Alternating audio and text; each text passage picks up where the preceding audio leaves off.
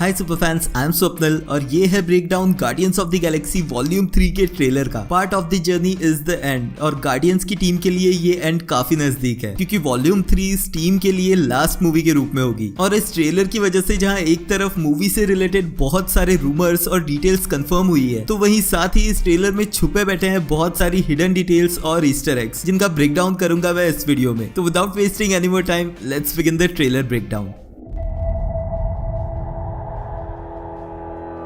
We were gone for quite a while. But no matter what happens next, the galaxy still needs its guardians. Hello, we come in peace.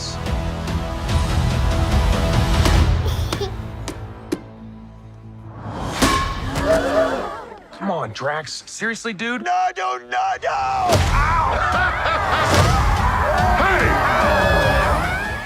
तो trailer शुरू होता है Marvel studios के लोगो से जो change हो जाता है एक ओल्ड ट्रांजिस्टर रेडियो के स्टिकर में, जिसपे शायद इस ट्रेलर के बैकग्राउंड वाला सॉन्ग प्ले हो रहा है जो है स्पेस हॉक का in the mean time. Again एक विंटेज सॉन्ग जिसे रिलीज किया गया था 1996 में। यहाँ हमें पीटर क्विल दिखता है अपनी न्यू स्पेसशिप द बॉवी में, जिसे रिसेंटली हमने guardians of the Galaxy holiday special में भी देखा था। और इस सीन में और आगे के सीन्स में भी गार्डियंस हमें दिखते हैं न्यू कॉस्ट्यूम्स में। Guardians of the Galaxy volume 1 में हमें गार्डियंस एंड में दिखे थे रेवेजर्स के रेड कलर वाले कॉस्ट्यूम में, और अब इस टीम ने एमसीयू में अपनी खुद की एक कॉस्ट्यूम बना ली है। ये कॉस्ट्यूम बिल्कुल कॉमिक्स एक्यूरेट सूट्स है जिनके बीच में कॉमिक्स से मैचिंग गार्डियंस कॉस्ट्यूम का लोगो भी दिखता है। इसी तरह की कॉस्ट्यूम हमें देखने मिली थी 2008 की guardians of the Galaxy comics में भी। अब गार्डियंस की स्पेसशिप लैंड होती है एक न्यू लोकेशन पे जो दिखती है अर्थ की तरह, बट यहाँ पर रहते हैं एनिमल ह्यूमनॉइड हाइब्रिड्स। ये लोकेशन है कॉमिक्स में दिखी काउंटर अर्थ। काउंटर अर्थ को क्रिएट किया था हाई इवोल्यूशनरी ने, जो बिल्कुल duplicate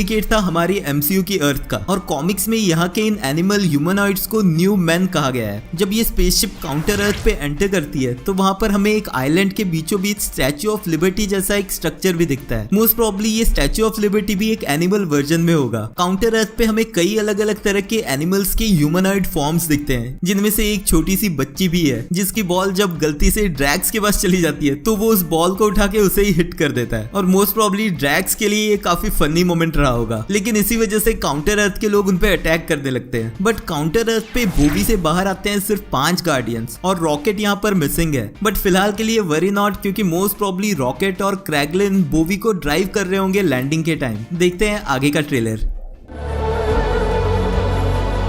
Don't forget where we came from. We have been running our whole lives. Pete, I'm done running. अब फर्स्ट सीन के सिमिलर ही पीटर क्विल बॉवी में खड़ा दिखता है, बट यहाँ उसके कानों में लगा है एक ईयरफोन जो कि है जून MP3 प्लेयर का। Guardians of the Galaxy volume 2 के एंड में क्रैगलिन ने पीटर क्विल को योंडू की तरफ से ये गिफ्ट दिया था और ये भी बताया था कि इस प्लेयर में 300 सॉन्ग्स है। तो मोस्ट प्रोबेबली वॉल्यूम 3 में पीटर क्विल इसी प्लेयर से सॉन्ग सुनते हुए दिखेगा। इसके बाद हमें एक हाथ बढ़ता हुआ दिखता है पिंजरे में कैद एक यंग रैकून की तरफ, जो कि और कोई नहीं हम सबका फेवरेट रॉकेट रैकून ही होगा। फाइनली वॉल्यूम 3 में रॉकेट रैकून के 8th अपीयरेंस में हमें देखने मिलेगी रॉकेट की ओरिजिन स्टोरी। कॉमिक्स में रॉकेट बिलोंग करता है एक प्लेनेट हाफ वर्ल्ड से जिसे क्रिएट किया था एलियन ह्यूमनॉइड्स के ग्रुप ने, बट एमसीयू में शायद रॉकेट के ओरिजिन को इसी काउंटर अर्थ के न्यू मैन के साथ जोड़ा जाएगा, जिनका क्रिएटर हमें ट्रेलर में आगे दिखेगा, जो कि एमसीयू में भी हाई इवोल्यूशनरी ही है। आगे के और सीन्स में रॉकेट व्हाइट लाइट में भी दिखता है, जो थोड़ा कंफ्यूजिंग है कि या तो रॉकेट एक ड्रीम सीक्वेंस में है या फिर सच में मर रहा है। नेक्स्ट के सीन में सभी गार्डियंस अलग अलग कलर के अर्थ स्टाइल स्पेस वॉकिंग सूट्स पहने हुए दिखते हैं। ऐसा ही एक सीन हमें आगे भी देखने मिलता है जहां ऑरेंज सूट में मैंटिस इस लो ग्रेविटी एस्ट्रॉइड पे अपनी स्टाइल में जंप करते हुए चलती है। वैसे ये सूट्स और इनके ब्राइट कलर्स काफी मैच करते हैं पॉपुलर गेम अमोंग अस के सूट्स से। ऑल्दो ये जिस जगह पे जा रहे हैं वो हो सकता है हाई इवोल्यूशनरी का बेस, जिसके बारे में मैं वीडियो में आगे डिस्कस करूंगा। और अब फाइनली हमें देखने मिलती है गमोरा। अवेंजर्स इन्फिनिटी वॉर में गमोरा की डेथ के बाद उसे रीइंकार्नेट रीइंकार्नेट किया गया था अवेंजर्स एंड गेम में, लेकिन ये गमोरा 2014 की पास्ट वाली गमोरा है जिसे गार्डियंस की टीम के बारे में अभी पता भी नहीं है। बट सरप्राइजिंगली इस ट्रेलर के कई शॉट्स में हमें गमोरा टीम के साथ काम करते हुए दिखती है, तो मोस्ट प्रोबेबली गमोरा गार्डियंस की टीम के साथ मूवी की स्टार्टिंग में ही मिलेगी। अब एक सीन में जहां ये पूरी टीम एक साथ नोवेयर प्लेनेट पे है, उसमें बेहोश पीटर क्विल को नेबुला उठा के चल रही है, बट जिस तरह से रिलैक्स्ड बाकी टीम के मेंबर्स हैं, जहां रॉकेट रकून तो कोई जूस पी रहा है, ये क्लियरली मूवी की स्टार्टिंग का ही कोई फनी सा सीन होने वाला है। अगेन कट टू हम मूवी के मिड सीन में देखते हैं एक क्रैश साइट पे सभी गार्डियंस को, जहां रॉकेट कहता है कि अब वो और भागता नहीं रहने वाला। अब इस सीन से पहले कुछ और घमासान जरूर हुआ है जो इस लोकेशन में दिख रहा है, बट यहाँ से मिसिंग है एक guardian Groot. So don't tell me कि MCU ग्रूट को थर्ड टाइम फिर से मारने वाला है। बढ़ते हैं ट्रेलर में आगे।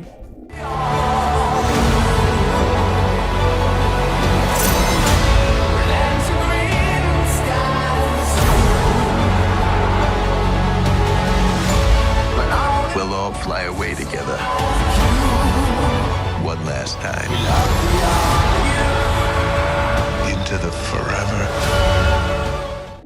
अब हमें स्पेस में दिखती है एक अजीब सी भद्दी सी लोकेशन, जिसके फौरन बाद इंट्रोड्यूस होता है मूवी का मेन एंटेगनिस्ट हाई इवोल्यूशनरी, जिसका मतलब है कि ये लोकेशन हाई इवोल्यूशनरी का बेस ही है। कॉमिक्स में हर्बर्ट विंडहैम एक ह्यूमन साइंटिस्ट था जो बायोलॉजी और टेक्नोलॉजी को कंबाइन करके एनिमल्स पे जेनेटिक एक्सपेरिमेंट्स करता था। कॉमिक्स में वो एक एस्ट्रॉइड शेप की स्पेसशिप से डिस्गाइज करके ट्रेवल करते दिखा था, एंड यहाँ उसी चीज का रेफरेंस हो सकता है। नेक्स्ट सीन में हमें गमोरा दिखती है बॉबी स्पेसशिप में, जो कि इसके इंटीरियर्स और ट्रेलर के लास्ट सीन को मैच करके मैंने कंफर्म किया है, जो अगेन हिंट देता है कि गमोरा गार्डियंस को मूवी के इनिशियल पॉइंट पे ही मिलेगी, एंड जिस तरह का अटैकिंग स्टैंस यहाँ पर गमोरा का है वो उनके साथ आसानी से नहीं जाने वाली। हो सकता है कि मे बी गार्डियंस गमोरा को रेस्क्यू करते हैं इस जेल से, जो हमें नेक्स्ट के सीन में दिखती है, क्योंकि यहाँ जिस तरह के अजीब स्ट्रक्चर्स और क्रिएचर्स दिख रहे हैं वो इसी तरफ हिंट दे रहा है कि ये हाई इवोल्यूशनरी की ही कंट्रोल्ड जेल है। वंस अगेन जेल से रेस्क्यू करना एक कॉलबैक है guardians of the Galaxy volume 1 का, जहां पर हमने टीम को इसी तरह प्रिजन से ब्रेकआउट करके भागते देखा था। इस सीन में ड्रैक्स और पीटर क्विल दोनों ही इंजर्ड दिखते हैं, जिन्हें बाकी लोग सपोर्ट दे रहे हैं, बट ड्रैक्स की इंजरी थोड़ी ज्यादा सीरियस लग रही है, एंड क्योंकि वॉल्यूम 3 में वो मरने वाले कैरेक्टर्स की मेरी लिस्ट में टॉप 2 पे आता है, तो शायद इसी मोमेंट के बाद मूवी में ड्रैक्स मारा जाए। एक इंटरेस्टिंग सीन में हमें गार्डियंस की स्पेसशिप एक अजीब से पोर्टल से निकलते हुए दिखती है। कॉमिक्स में हाई इवोल्यूशनरी ने काउंटर अर्थ को हमारी अर्थ के पैरेलल ही हिडन रखा हुआ था, यानी कि सोलर सिस्टम में होते हुए भी काउंटर अर्थ के एग्जिस्टेंस का किसी को पता नहीं था। तो मोस्ट प्रोबेबली ये न्यू पोर्टल काउंटर अर्थ का एंट्री पॉइंट हो सकता है। फिर पीटर क्विल एक बेस से जंप करता है किसी और को पुश करते हुए, और ये स्ट्रक्चर काउंटर अर्थ पे ही लोकेटेड होना चाहिए, बिकॉज वहां पर हमें अर्थ की तरह ही नीचे ग्रीन ग्रास दिखती है। देन एक ब्लड ड्रॉप के बैकग्राउंड सीन के बाद चिल्लाता हुआ पीटर क्विल सच में चिल्स देता है। ऐसे ही एक और सीन में मैंटिस भी रोते हुए दिखती है, जो अगेन हिंट दे रहा है कि ये सीन पक्का किसी कैरेक्टर की डेथ वाला सीन होगा, जिसके लिए फिलहाल तो मैं रेडी नहीं हूँ। देखते हैं ट्रेलर के लास्ट के scenes.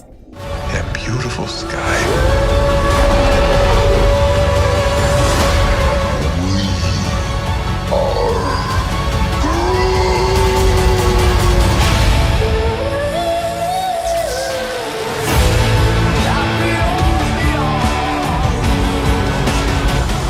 Kill anyone who gets in our way. No, not kill anyone. Kill a few people. Kill no people. Kill one guy, one stupid guy who no one loves.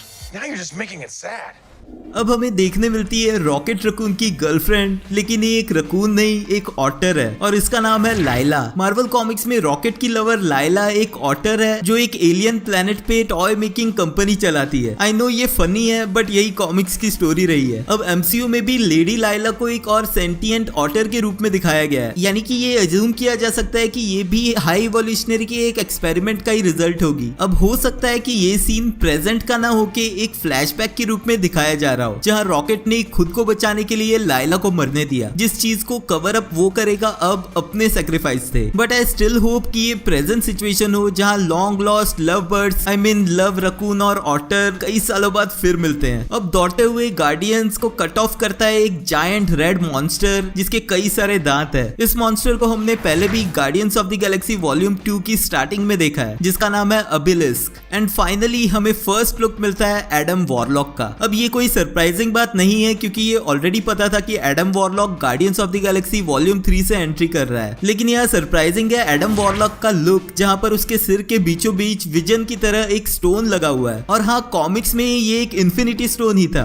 Comics में high evolutionary ने Adam warlock को soul GeM दिया था, जिसे MCU में soul stone के नाम से जाना गया है। इस सोल जेम की मदद से एडम वॉरलॉक दूसरे बीइंग्स के सोल्स को सक कर सकता था, लेकिन आगे चल के उसने रियलाइज किया कि ये सोल जेम एक डार्क पावर है और शायद ऐसा ही कुछ मूवी में भी दिखाया जाएगा। अब ये स्टोन है क्या और एमसीयू में इसे किस तरह दिखाया जा रहा है और एडम वॉरलॉक का एमसीयू के फ्यूचर में क्या रोल हो सकता है, वो मैं नेक्स्ट वीडियोस में डिस्कस करूंगा, तो उसके लिए चैनल को सब्सक्राइब जरूर कर लेना। अब इमीडिएटली नेक्स्ट के सीन में वॉरलॉक नेबुला को पंच करते हुए दिखता है, लेकिन ये लोकेशन और जमीन की मिट्टी नोवेयर प्लैनेट की लग रही है। तो अगर ये कट सीन नहीं हुआ और मूवी का रियल सीन है तो ये मूवी की स्टार्टिंग का ही सीन होना चाहिए, क्योंकि वॉल्यूम 2 के एंड में सोवेन के लोगों ने ही एडम वॉरलॉक को क्रिएट किया था। तो ऐसे में उन्होंने गार्डियंस के टीम मेंबर्स को पकड़ने के लिए उसे नोवेयर प्लैनेट पे भेजा होगा, बट एडम के अलावा सोवेन का कोई और मेंबर इस ट्रेलर में दिखा ही नहीं है। अब एक सीन में हमें देखने मिलता है गार्डियंस की इस टीम का टीम शॉट, जिसमें Star Lord, Drax, Rocket Raccoon, Gomorrah,